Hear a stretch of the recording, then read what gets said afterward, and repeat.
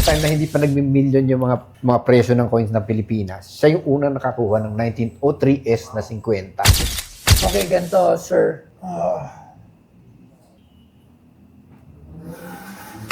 Hindi, kailangan kikita ako. Hindi, ayun talaga yung, yung presyo niya sa akin.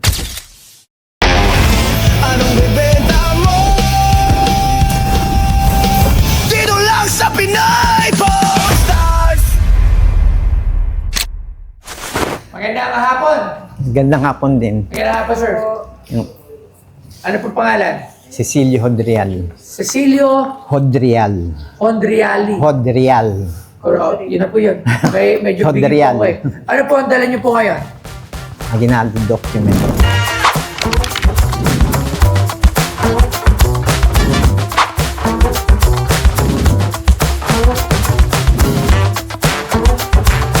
Alam mo ba? Si Emilio Aguinaldo ay hindi lang basta pangalan sa libro ng kasaysayan. Siya ang kauna-unahang Pangulo ng Pilipinas at isa sa pinakakilalang lider ng ating laban para sa kalayaan. Ipinanganak noong Marso 22, 1869 sa Cavite. Naging general siya ng Katipunan at namuno sa revolusyon laban sa mga Kastila. Noong Hunyo 12, 1878, idineklara niya ang kalayaan ng Pilipinas mula sa balkonahe ng kanyang bahay sa Kawit, Cavite.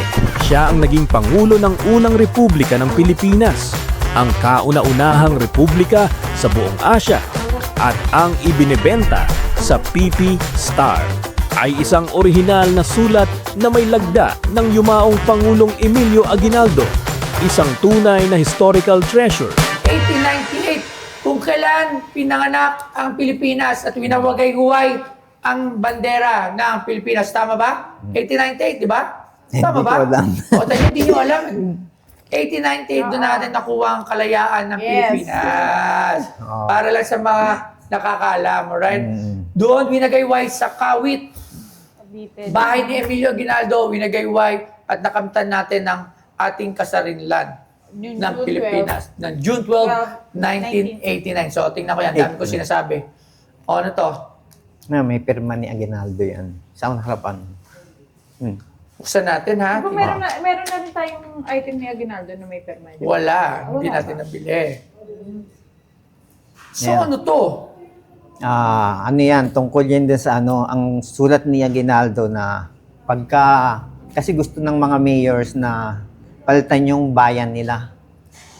Sabi ni Aguinaldo yan, pag pinilitan nyo ang bayan nyo, yung pangalan lahat yung, kunyari, may sulat sila, hindi niya o-honor.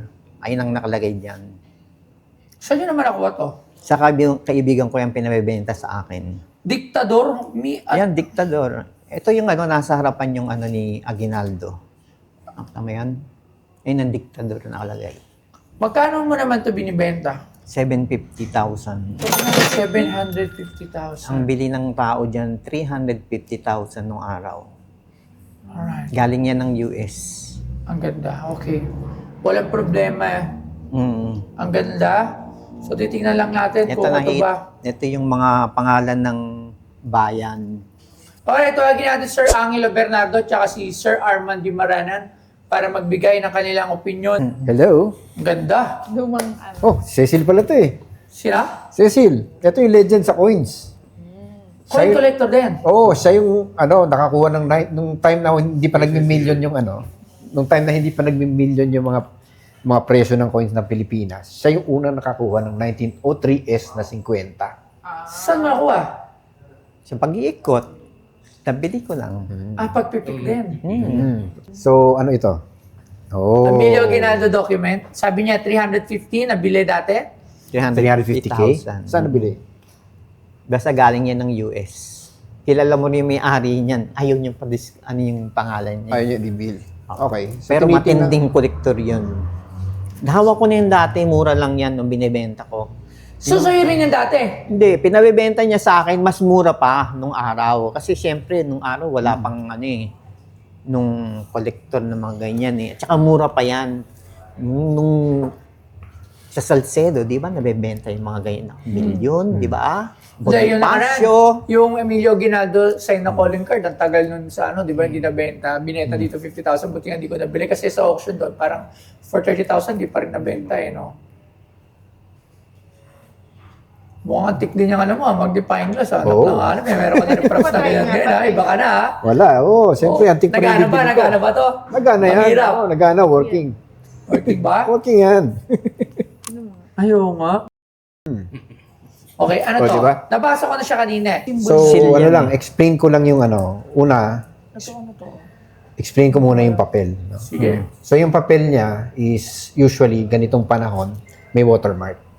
So, pag inano mo sa araw, nandito banda yung watermark. Kung saan ka nakahawak. Saan? Ito. Ito to. Dalawa. Ayun. Ayun. Ayun. Yun yung watermark. Yung parang sa mga sisiw.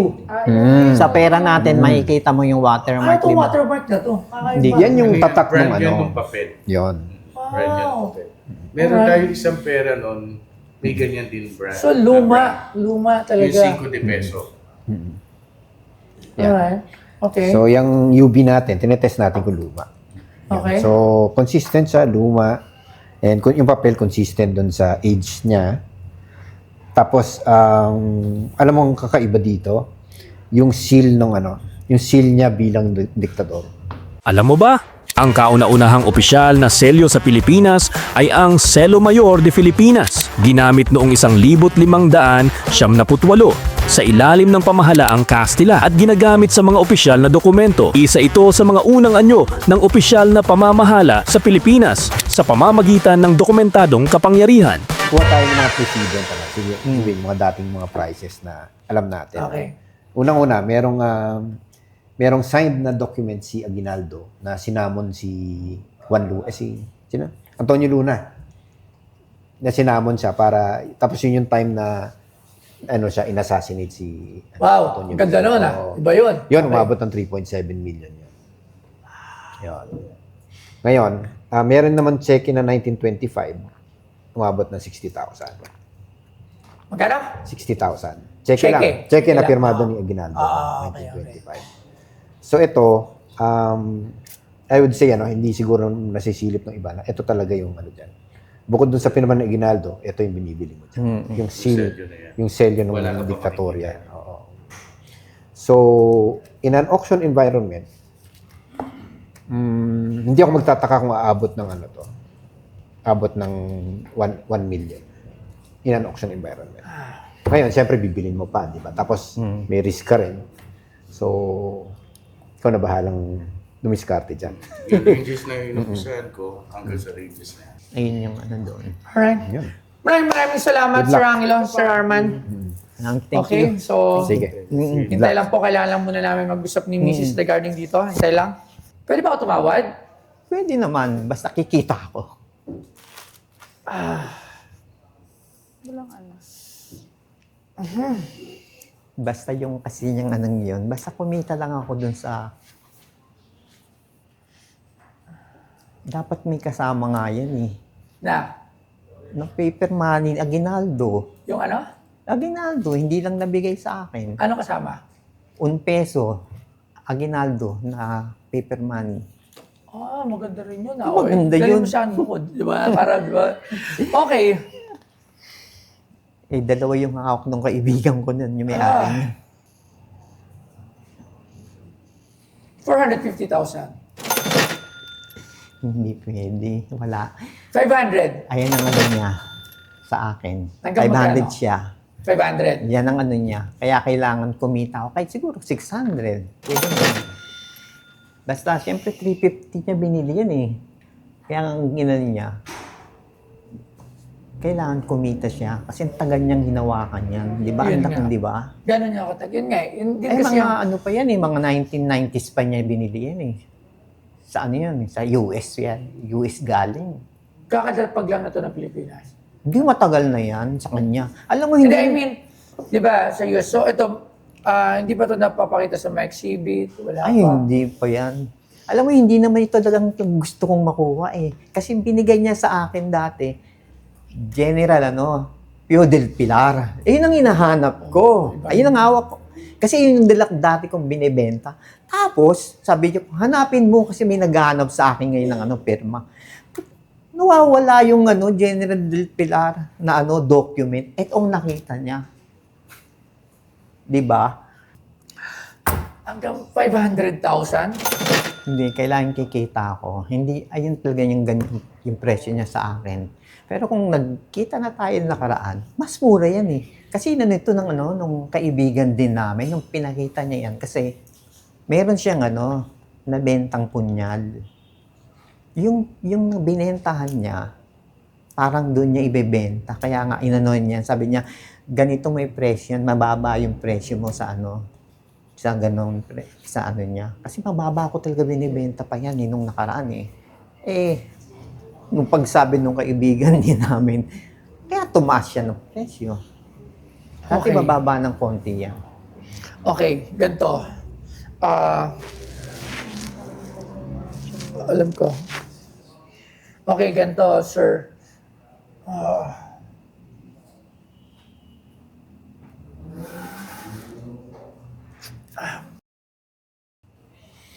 Para hindi ka na mag-isip, 600 lang para may kita ko. Yan na ang pinaka-ano dyan. Yan lang. Pero tingin ko, mabebenta mo ba siya ng mahal? At saka kung hindi mo benta, maganda nga yan eh. Pang museum talaga yan. Actually, may gustong bumili niyan. Kaso, hulug-hulugan. Ayoko naman yun, hindi naman sa akin to eh. May bibili niyan pang museum ito eh. Ang problema nga, kailangan niyang hulugan eh. Magagalit naman sa akin yung kaibigan ko. Hindi pwede yung ganun hulugan. 520. Wala pa akong 10%, ikaw talaga. Hindi. Dapat, siyempre, pag ganyan nagbenta ka, diba? Commission. Yes. Hindi Dapat mo ba siya i-let matatawaran doon sa... Hindi eh. Sinabi niya na siya ka akin eh. Dati kasi mura nga. Pero nung na nga, kaya ko lang naman kinulit yan dahil may bibilin siya coins na mahal din. Kaya yan, tinutulungan ko siyang may benta yan para pagdating ng coin niya, konti lang yung aanin niya. Actually, hindi talaga nagbebenta yun, akala mo ba? Oo, collector talaga. Kolektor talaga. Talagang kolektor. Yun nga, binigay niya si Aguinaldo kapalit ng coins. So it means, kasi yun din talaga, ako gusto ko na siyang bilhin eh. Pero kasi talaga, yung list eh, kumbaga, if there's something with the same, kasabayan niyang era, kunya, meron niya isang document, tapos document na to, iba yung signatory, pipiliin ko rin yung isa eh. So, yun din yung iniisip ko ngayon. Kaya hindi ko siya mabili-bili sa'yo ng agad ng 600. Kaya tinatawaran ko lang ng 500. So, sana naintindihan mo din. Oo. Kasi, kumbaga, kung bibili ako 500,000, may 500,000 ako, or may 600,000 ako, meron ako nakita si Nandes Bonifacio sa exhibit eh. Parang wala pang 500,000. So, mas gusto ko na yung bilhin. So, kumbaga, ito, nag-alat lang ako ng 500, sabi ko nga, Mabuti kung bibigyan niya ako. Wala, yun ang sinabi Yeah, niya sa akin. Kung natatawagan ko siya, pwede ko siyang tawagan, pero hindi eh.